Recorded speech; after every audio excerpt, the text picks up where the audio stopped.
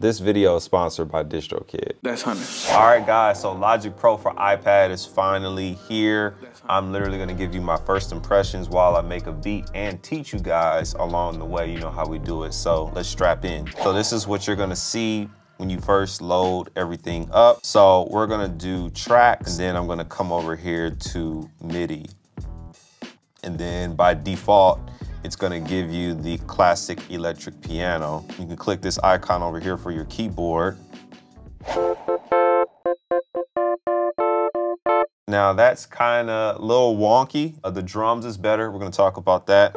But you have other options. So if you come over here to this keyboard icon to the left, you'll see that you have keyboard, drum pads, fretboards, chord strips. Now this is dope. Now you can adjust the key and all of that for this. So you have your root notes on the bottom. And then up here you have your chords, and they just invert as you go up. All right, now let's change the key of this. Come over here where it says C major, and we can change the key to whatever we want here, or we can do minor as well, and you see it'll shift these zones for you. So.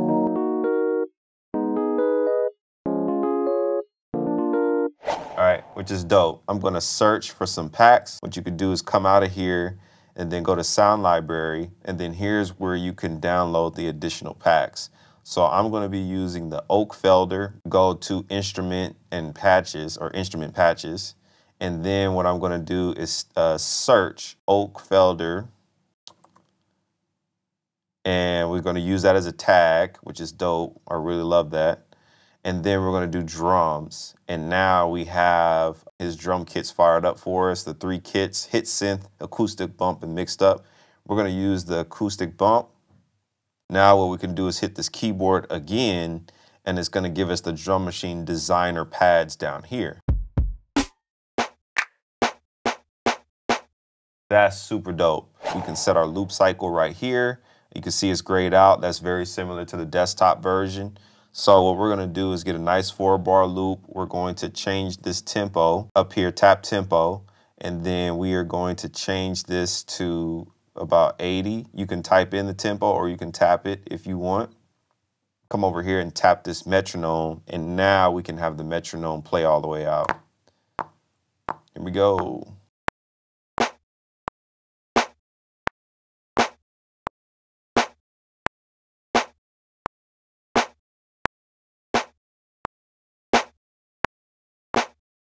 Now what's unique about these pads, you have dynamic control. If you tap on the top area of the pad, so let's raise this up. Tap on the top area of the pad here, you have your louder velocity. But when you start tapping on the lower parts of the pad, it gets lower. And then we're gonna come over here to the inspector, which is the letter I. So then what we do is come over here to quantize, okay? And then the quantize is set to off. What I'm gonna do is set this to a quarter note, and then let's listen to that. All right, right on the grid, which is dope. Now let's add a kick to this.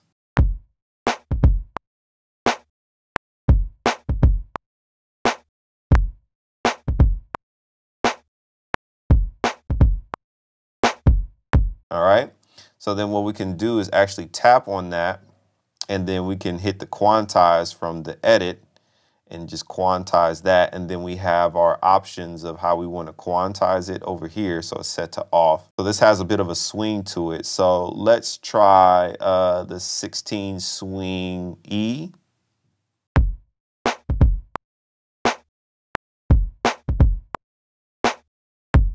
That has more of an intense swing. Let's try swing D. Yeah, I like that. Almost borderline, it's in between. We're gonna add our hi-hats. You can scroll down and find where that is, which is right here, hi-hat acoustic bump. So what we're gonna do different this time is tap on the region area, and then we're gonna create a pattern region. and then we can hit the pencil icon, and now we have the step sequencer, which is dope. So what we're gonna do right now is get like an 8th note pattern. We're gonna set this up for us. So right now it's set to a 16. So what we're gonna do is 8th notes. And now we can just go ahead and highlight all of those.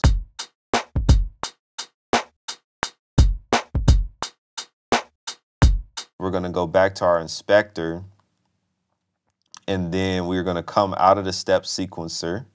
So we're gonna come out of that. We're gonna go into general, and now we have the delay function that I love a lot. So we're gonna go ahead and delay this a few ticks. Listen to that. Now we got that Dilla feel.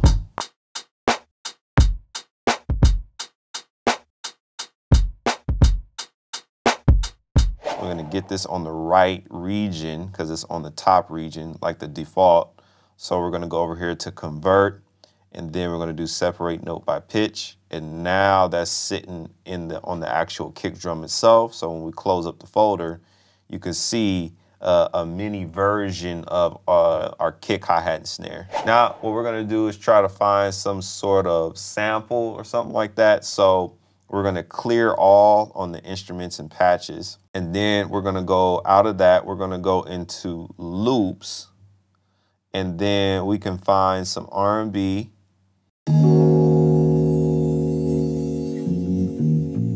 That's fire. So how this works is you can drag this in, take this and drag it right into the arrangement window, or you can do this as a sampler instrument. So you can drag into a blank space on there, and you can select how you want to trigger this. So we can do quick sampler. We're going to click this little knob button right over here, and then we're going to tap the quick sampler. And now you can see it's in the chopped function, which is dope to slice. So we're going to do the classic. Now we can control it on one key and come up with a whole nother progression.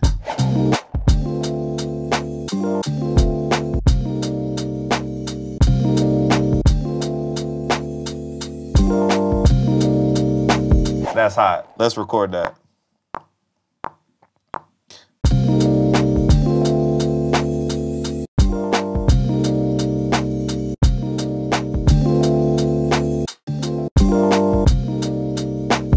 So we can edit that just like in the desktop version. So we're going to come out of the keyboard, we're going to come out of the sampler, and then we can tap on this and hit the pencil, and now we can see our MIDI regions. We can blow this up. Let's get rid of the sound pack so we can see this real good. You can move it down, you can adjust it and all of that. You still have all of that functionality. So what we can do here is we can tap here, go to edit, and then we can go to repeat region, and it'll copy that over for us. Or if you have a Magic Keyboard, you can actually do the click option and drag this over, which is my favorite option. So what we're gonna do now is find some bass. Oh, here it is, deep sub bass.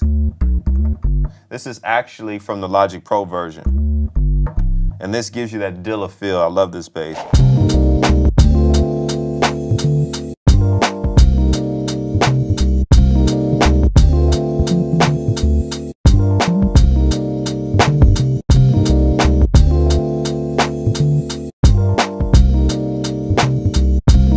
And I like that first half I played better. So what we're gonna do is tap on that region and just get that first half, and then just an option and drag that performance over. Yeah. So how to add your own samples, you're gonna have to, it's kind of wonky, but you're gonna have to go to your files. So I'm gonna come over here to my file bin, and then we're gonna move this over to the right. And then you can actually add your own samples in by dragging and dropping these in. Trip it. Dope. So let's add this in here and drag it in. Trip it. Yeah. Okay, so now what we're gonna do is add some effects to this. So we're gonna kind of get more into the advanced side of this. So we have our mixer down here. You can hit the letter X on your keyboard, just like on the desktop version, or you can just simply hit this mixer icon with the faders right here. So what we can do now is hit the plus sign, and here's where we can add our effects and sends. We're gonna add some EQ on this. So we're gonna start with that. So we're gonna hit audio effects, and then you can go into your plugins. So I like to just use something simple. I like to see the graph. So we're gonna use the channel EQ. And so how you can access that is you're gonna hit this middle knob, and now you can see the channel EQ pop up. We can double tap that, and now it pops up here. So we have the EQ up here. So let's add a little something to that.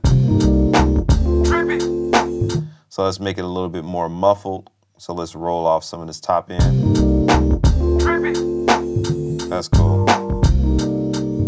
So we're gonna add a reverb via send. So we're gonna click the sends, go to bus, and then we are going to create a new bus. So we're gonna do something new. And so what we're gonna do is add an audio effect on that bus. And then we're gonna come over here to reverb. And then we have the space designer, chroma verb, and all of that. So I like to use the space designer. That's my favorite. Now it's kind of different than what we're used to. We're used to seeing all of the visual stuff. Unfortunately, we do not have that. But we're gonna go to our sends on here, and then we're gonna turn this up. Now you can turn it up right here, or you can tap it, and you can get a bigger knob to send to the verb. Turn it up and up some more. Yeah.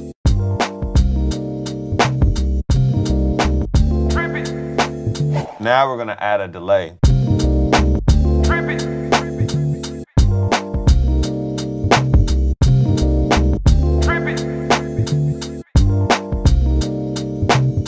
So what we're gonna do is set our cycle loop to cycle through this whole thing, maybe give a little bit of post-roll time. And then what we're gonna do now is bounce this.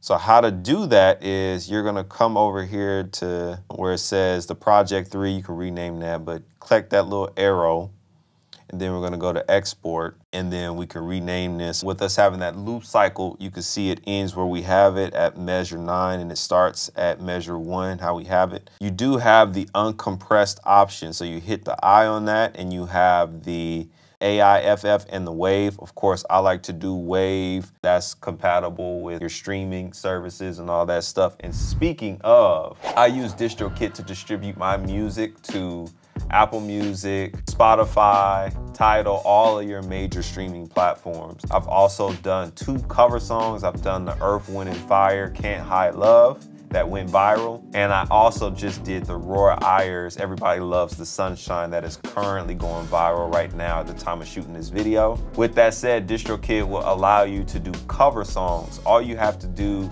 is when you're uploading a song, select that it is a cover song, that someone else wrote it, and it'll give you all of your options, and then they'll walk you through the whole process. You pay an additional fee, and you'll be able to release it as a cover song, which is dope. So be on the lookout for that link below. So guys, talk to me in the comments. Let me know what you would like to see more about or learn about more with Logic Pro for the iPad, and I'll catch you guys on the next one. Peace.